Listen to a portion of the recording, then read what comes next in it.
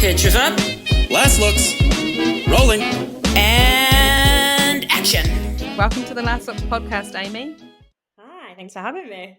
Of course, lady. So, okay, in this bonus episode, Amy, you are going to help our listeners work out if being a hair and makeup artist in the film industry is right for them. Yes, I am. Yeah. And so our listeners understand why I have invited you onto the podcast to discuss this topic and many more to come. You have written a book called Training to Trainee. Here's one I There made it up. is. Lovely. Sorry, jazzy. Yeah. Book modeling at its best. Yeah. So if you want to tell us what the book is and why you wrote it, that would be awesome. Yeah. So the book is it is kind of a help for people who are just leaving makeup school or even considering a career in the film and TV industry, as in like how to find work, how to do a good resume, how to create a portfolio, all the good stuff you need to know, the paperwork you need to know to be in the industry. So it's kind of a roundup of all that, off the back of me realizing there wasn't any of that when I left makeup school. Right. So it's the thing that you wish was around when you first started out. Yeah. Yeah. Okay. Yeah. So lucky people getting to start in this world. It's kind of like I talk to so many especially makeup effects people who are of a certain age and they're like, YouTube wasn't around when I was coming up, or I couldn't Google anything. I had to go buy books and, all that kind of stuff. But now you've put it all together in one place. So made it, a little bit easier for them, which is exactly. Awesome. And then even if you are, at makeup school, they teach you all this information and it comes at you so quick and you think, and then, so yeah. And when you leave and you feel like, oh, I feel silly to ask this question, it kind of answers all of that stuff. That's awesome. So if you're kind of thinking about something and you're just like, oh, I'll just check the book it's like a manual. I love it. Yes. One of the girls referred to it as the Bible. And I thought, oh, yeah. Bible. Well, let's hope it lasts as long as the Bible has. That would be pretty cool. This in thousands of years to come. There'll be temples in your name, Amy. That's awesome. No. So let's kick into this episode where we ask the question, is this industry right for me? Okay, so do you think you need formal training to be in the film and TV industry? So, I don't think it's absolutely necessary, but I definitely think it helps because when you're at school or training, you meet tutors, you're networking, you're with other makeup artists, you're creative. They also teach you industry standard practices rather than like what you were saying earlier with YouTube. I think it's better because you're taught industry standard stuff and then you come more ready into the film and TV industry rather than being self-taught. But it can be done, it's not impossible to be self-taught. Just to stress that. Yeah, well, I think everybody learns differently as well. Like I know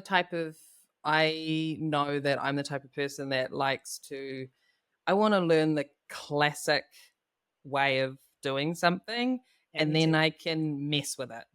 Like if that makes sense. So I want to learn like with real like strict rules in place, and then once I get that, I can break all of them, I suppose, is how I kind of end up working, as long as I know how something kind of should be done first. So yeah, everyone's different, and as you say, some can totally flourish without having that formal training, but then others really thrive on it. So that's awesome. So do you think you need to go to university or have a degree? And again, I don't necessarily think you do have to go to university or have a degree. I think a lot of these short courses now offer kind of everything you need to know to be in the industry. And that's not to say if you are on a university course or doing a degree, it's absolutely wasted because it will still be helpful. But I think it's not absolutely necessary. And then I'm not sure how it is in the US, but here having an MBQ kind of in barbering is handy, like a qualification. In barbering tends to be handy, but again, not absolutely necessary. Yeah, I think that can, if you don't do it first up, it can be something that you upskill on later, right? Yeah, that's what I did. Yeah.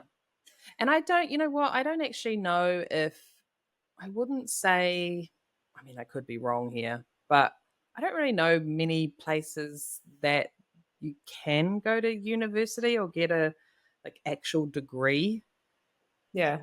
except for the UK. Like there must be other places, but I know, when I did my makeup training in New Zealand, it was like a certificate in makeup design and production. It wasn't at university. It was at more of like a polytechnic, like a tertiary education, but not college or university.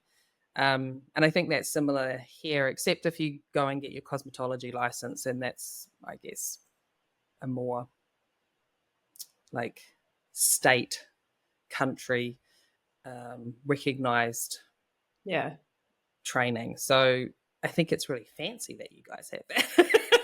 We're fancy. I was well impressed. I think it's because it just shows that there's like I don't know, like a level of respect there for what For the craft, yeah. for the craft, because it's just like, well, actually, it is a lot. It is a lot to learn. So Yeah, they're that's pretty 3-year cool. courses too. Sorry, they're 3-year courses. So Wow, I know it's a long time. A long time. that's Yeah. amazing. And what do you think are the top 5 qualities that make a good trainee or someone just entering the industry that's very good? And I mean, how do you get that down to 5? How do you get that down to 5? Tell me, Amy. How do you get it? What are the top 5? Top 5. Okay, I'm going to go number 1, hair and makeup skills, given, of course. Yes. Then the next important thing, I think, is having like a positive can-do attitude. I'll never forget this. I went onto a job when I was a trainee, and the designer said to me, it is 50% skill, but it's also 50% personality. So if you can do the best pleat in the world, but you're a nightmare to be around, so definitely think number 2. Mhm. 3, probably being a team player, because we're all little tiny cogs in this big wheel that need to keep it moving. So everyone kind of needs to play their part, keep it going. Yeah. And then I'd say being flexible, probably, because the schedules are always subject to change. So even if it's written down that we're going here at this time and shooting here at this time, it's subject to change all the time. So I think you have to be good with change. And then also, because your role is not the same every single day, it's like different bits and bobs all the time. So it's, again, being flexible.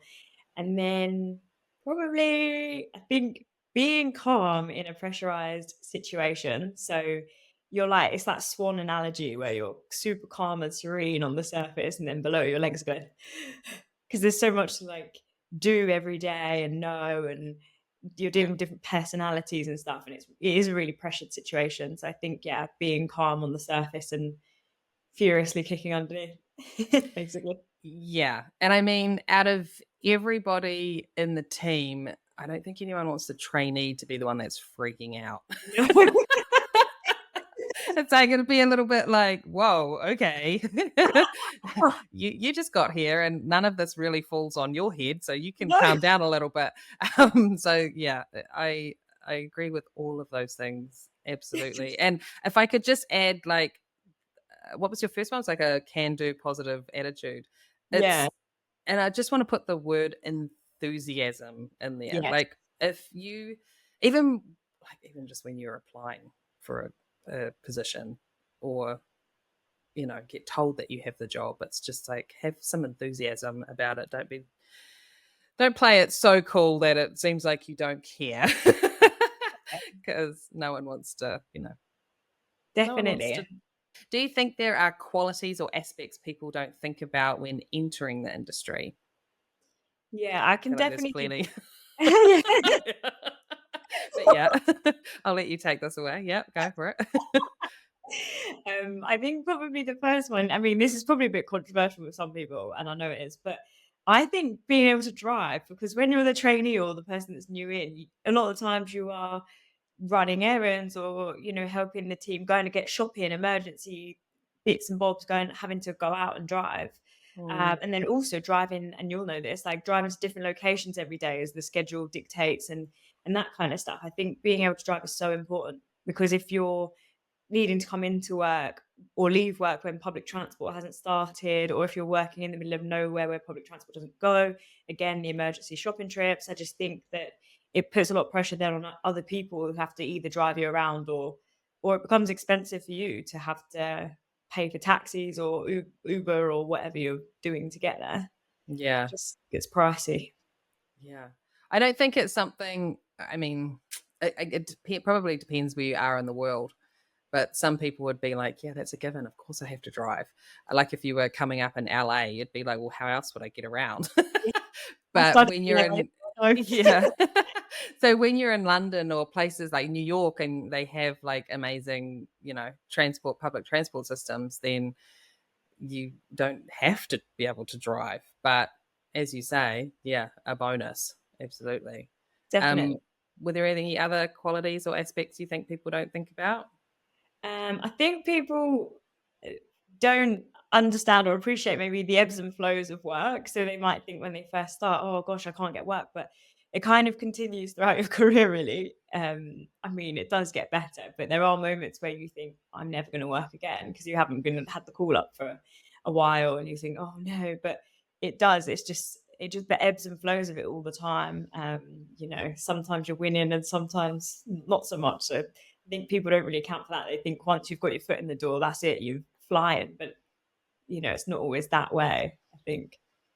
No, it's a very unstable industry. And I think if you love structure and routine, I don't know if it's right for you.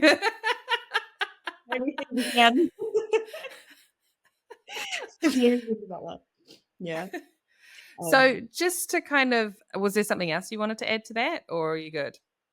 No, I was just going to say off the back of that as well, I think the employee, like the turnover in this industry, people kind of don't really appreciate just how many people come and go, because like it is hard work. It is, the peaks and flows of the work and et cetera, et cetera. So yeah, I think don't beat yourself up if it doesn't work out. Hopefully it does work out and we have you in the industry, but yeah, if it doesn't, don't beat yourself up about it. Would be my only thing. Yeah. I think if I can just add maybe aspects that people don't think about or just don't know about. And it's nice to hear people, I don't know, speaking their truth a little bit more, I think, in this industry, maybe. That Yeah. It's just anyone who thinks it's glamorous is deluded. Like, guys, it's not. There's nothing.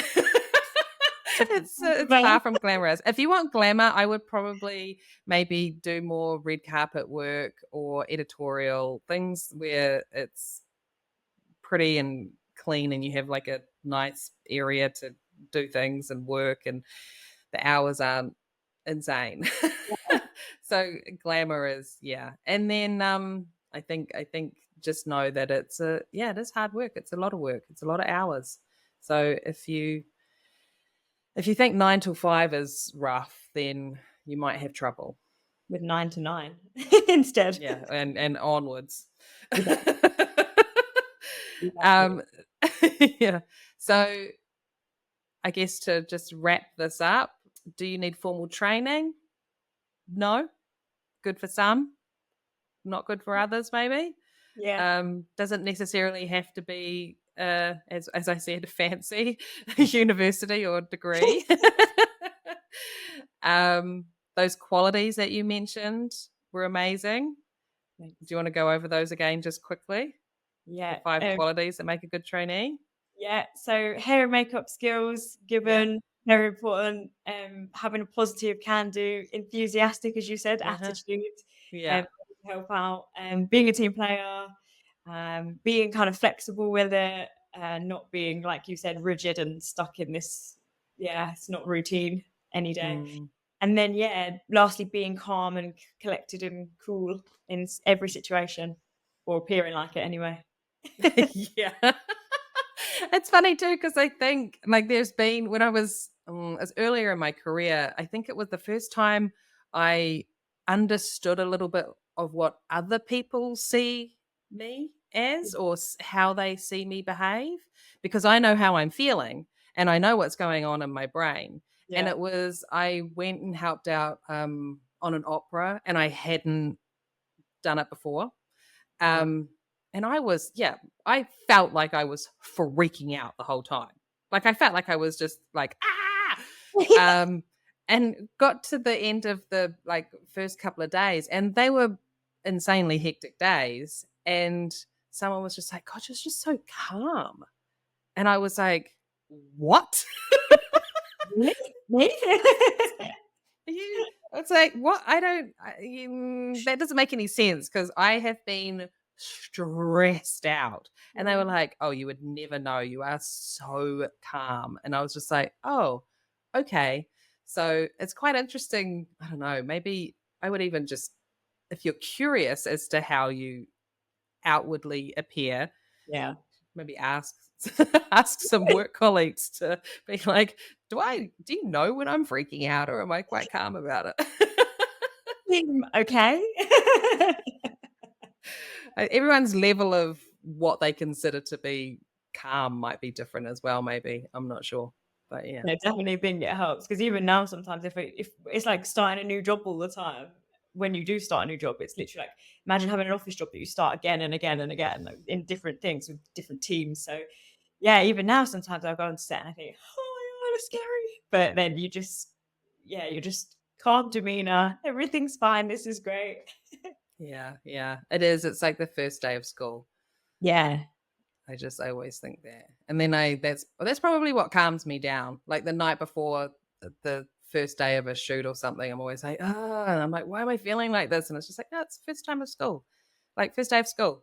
First day of school jitters. It's fine. That's great. That's a great way to describe it. It is the first day of school, like each job. Yeah. And then, once you get there and get started, you're fine. It's all good. Exactly. The listeners can rest assured that it never stops, no matter how many years you've been in the industry. There's that. Yeah, it is true. And I in the podcast, I ask people who've been doing this twice as long as me, and I'm like, do you still get nervous? And they're like, God, yes. And it's like, okay, right. It's never going away. Great, love that. So amazing, Amy. Thank you for joining me. And guys, if you want to dive into this subject and so many more, you can find it all in Amy's book, Training to Trainee. So how do our Last Looks crew get their copy, Amy? So all your lovely listeners can go to www.trainingtotrainee.co.uk/last looks, and then they will get 5% off of any books. Yay! Brilliant. Thanks, Amy. Thanks for having me.